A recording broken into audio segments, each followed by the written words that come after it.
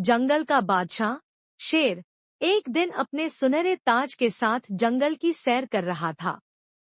वह बहुत मगरूर था और सोच रहा था कि जंगल का सबसे ताकतवर जानवर वही है। अचानक एक जोरदार हवा चली और उसका ताज उसके सर से उड़कर कहीं गुम हो गया। शेर गुस्से में दहाड़ा, मेरा ताज कहाँ गया?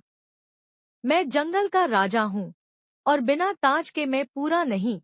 यह खबर जंगल में आग की तरह फैल गई। सब जानवर शेर के गुमशुदा ताज को ढूंढने के लिए आगे बढ़े।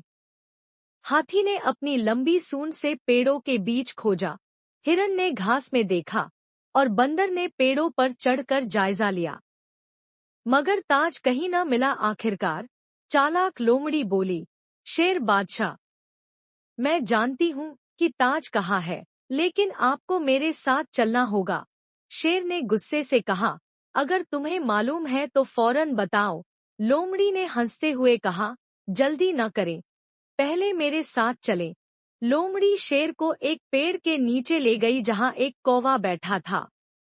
कौवा घबरा कर बोला, यह ताज मेरे घोंसले में आकर गिर गया था, मैंने इसे सुरक्षित रखा है। शेर ने जब ताज वापस लिया तो उसे एहसास हुआ कि जंगल में हर जानवर अहम है, चाहे वह बड़ा हो या छोटा। उसने कौवे, लोमड़ी और बाकी सबका शुक्रिया अदा किया और वादा किया कि आगे से वह सब जानवरों का सम्मान करेगा।